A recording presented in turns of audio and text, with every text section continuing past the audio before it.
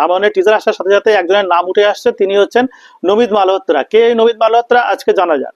নমিত মালহোত্রা এমন একজন যার বাবা ছিলেন একজন চিত্রগ্রাহক এবং প্রথম থেকেই তার সিনেমা নিয়ে একটি ব্যাপক ফ্যাসিনেশন ছিল। তিনি হলেন প্রাইম ফোকাস লিমিটেডের প্রতিষ্ঠাতা। এই যে প্রাইম ফোকাস লিমিটেড, এই প্রাইম ফোকাস লিমিটেড পরবর্তীকালে আরেকটি কোম্পানির সাথে গাঁটছড়া বাঁধে, সেটি হলো ডি নেগেটিভ। এই ডি নেগেটিভ বা ডিএনইজি কোম্পানির সাথে গাঁটছড়া বাঁধার পরে তারা হলিউডের ভিএফএক্স এর সঙ্গে যুক্ত হয়ে যায়। এই ভিএফএক্স কোম্পানি 8খানা সিনেমা তৈরি করেছিল, যেগুলো কিন্তু অস্কার নমিনেশনে নাম উঠেছিল এবং অস্কার পেয়েও ছিল। এদের মধ্যে অন্যতম বিখ্যাত হলো ইন্টারস্টেলার, ইনসেপশন, ডুনের মতো সিনেমাগুলো। অতএব বুঝতেই পারছেন নমিত মালহোত্রা কেমন একজন। এবার ইন্ডিয়াতে রামায়ণের প্রজেক্টের পিছনে খাটছেন এবং এই তার প্রডিউসার তো বটেই, একই সাথে তার ভিএফএক্স এর দায়িত্ব কিন্তু নিয়েছে এই ডিএনইজি কোম্পানিটা।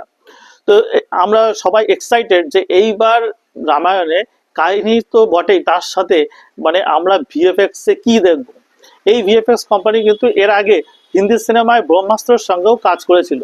তো একটা দুর্দান্ত কিছু আমরা দেখতে চলেছি, যার জন্য ইন্ডিয়া তো বটে, বিশ্বও দেখতে চলেছে যে রামায়ণে কেমন হতে পারে। যাই হোক, সিনেমা নিয়ে আরো এরকম খবরাখবর পাওয়ার জন্য অবশ্যই লাইক, সাবস্ক্রাইব এবং ফলো করতে ভুলবেন না।